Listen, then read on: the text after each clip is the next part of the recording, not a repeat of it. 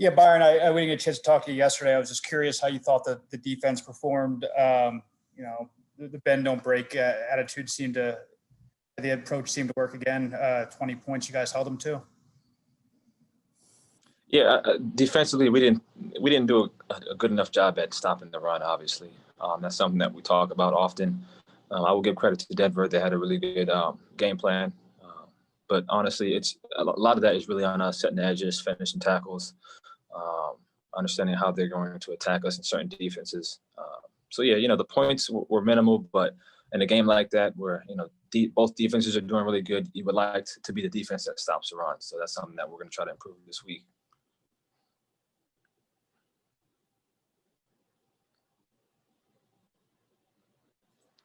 Hal? Yeah, I was going to ask you a little bit more about how you go about stopping the run. What is there a common thread in the games that you have given up a lot of rushing yards? Do you see any common threads there? No, I mean, just this game was just some of the fronts and stunts that we ran. And really, it's setting the edge, and it comes down to simple stuff. And I know you hear it all the time, and we hear it all the time as players. And oftentimes you think you got it until you don't. So it's setting edges, it's tackling, it's eliminating blocks, not staying blocked, and making tackles and all that good stuff. So, it really comes down to your individual effort on the field, and obviously, if you do it correctly and collectively, it'll look a lot better than what it did yesterday. Steve? Byron, you guys have been playing ahead a lot in the last 6 weeks, and it obviously done a great job of doing that and giving you a chance to pin your ears back and be aggressive with the blitz and stuff.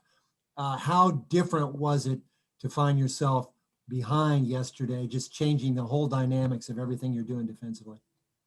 Yeah, we knew coming into this game was going to be a dogfight. We knew that they were going to make adjustments based on the film that they've seen from us thus far. So we knew it was going to be a dogfight, and I don't think we were down by much throughout the entire game, but we knew that this was going to be a close game. This is one of the games that Coach Flo talks about a lot. Is first couple of wins we got this year were kind of blowouts, but that as we go along further in the season, offenses are going to start scheming us, and the games are going to get tighter, and you're going to find yourself in games where you got to really win in the fourth quarter, and we had an opportunity to do so, but we just fell short. But being up, 7 points, being down 10 points, it really doesn't matter. We just try to play individual series and play our calls. Barry? Hi, Byron. How has playing opposite X benefited you this year? Has there been any tangible benefit for you personally, do you think? I just think it's cool to look over to his side and see him get so many damn interceptions. It's really amazing how he's so attracted to the ball, and he really makes every play that comes to his side. And just being a part of a defense that makes so many turnovers, and seeing individual players do that on a weekly basis. It's funny, you can't see my facial expression in the helmet. I'm like, this freaking guy again. It's awesome. It's really, really cool to be on the other side, knowing that we communicate across the field often, and we talk in the huddle. It's been really fun up to this point. So, hopefully we can keep this going and get the wins. But the kid is definitely on a roll. We'll take a couple more, Travis. Hey, Byron, I don't know if you guys subscribe to this, but I've heard the old adage, you either win or you learn. I'm curious, after a stretch of so many wins and kind of stacking up, obviously you make corrections during those wins, but coming off of a loss, what can you guys ultimately take away from this to kind of get those corrections made and just play better football going forward? Yeah, I think the overall point is how difficult these next 6 games are going to be in the season. There's something special about late November and December football in the National Football League. These games get tight, and regardless of your record, people are trying to win. People are either trying to extend their playoff lead or trying to ruin your playoff bid. So I think more than anything is understanding these games are going to get close. We're not blowing out teams anymore, and I would hope that would be the case. But truthfully, we're playing a lot of good teams, and like I said, teams we have plenty of film on tape. So we have to continue to find ways to, win in that fourth quarter and make those plays throughout the game that really change the tide. And I think that's pretty much the most important part. We got punched in the mouth yesterday, and that was good. Obviously, we always have our Monday session where we watch film for a couple of hours and go over it. But, the game's going to get tougher from here on out. Our last one, Hal. Byron, going back to what you said a second ago about this freaking guy again, during the game, I actually tweeted, I don't know why, but I just had a feeling that you were going to get yours yesterday.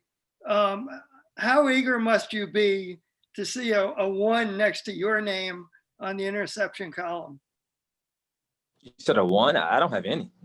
Yeah, but how eager are you to get that first one? Oh, yeah. No, truthfully, man, it's when X gets an interception, in my mind, I also got it. Like, I feel that good when it happens.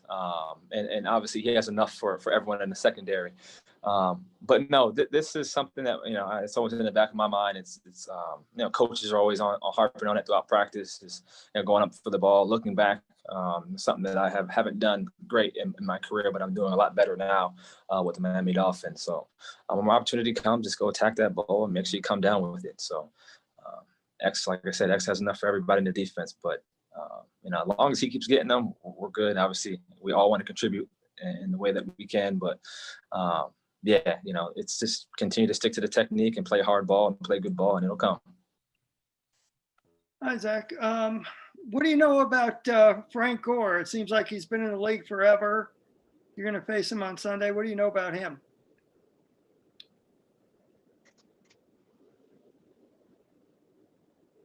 Around for a long time, so he knows how to run against the defense. So again, going back to what we said before, we got to be stout up front and read our keys.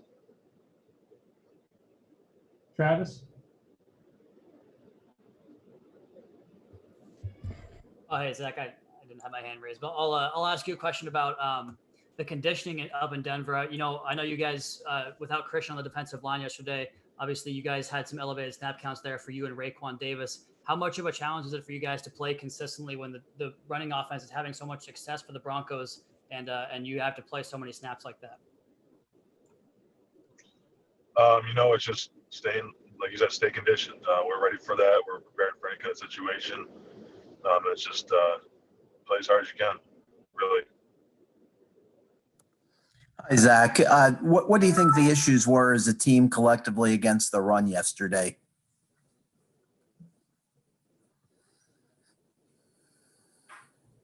More stout up front, work on our technique, and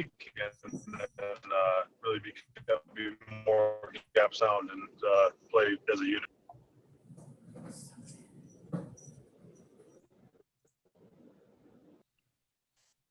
Hi, Zach. What do you know about Frank Gore? It seems like he's been in the league forever. You're going to face him on Sunday. What do you know about him?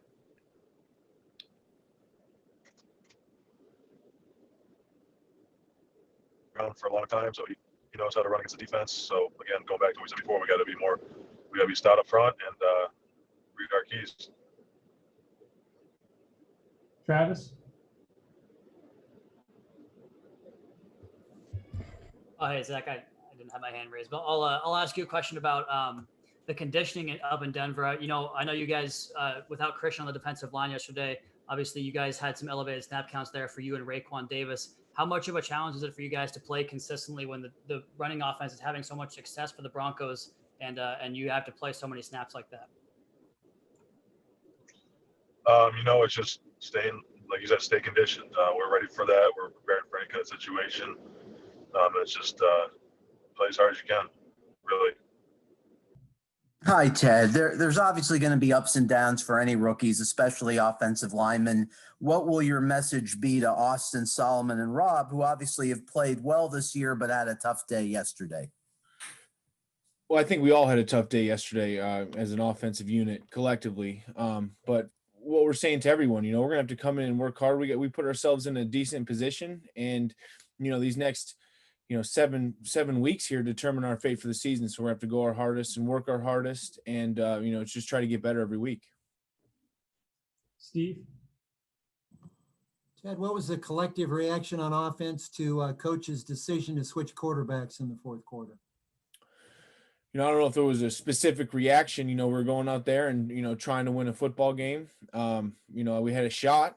It was, in the fourth quarter to go ahead and tie it. And we just came up a little short. But, great thing about O-line is we have a job to do. And, I'm focused on doing it no matter who's back there. Alan?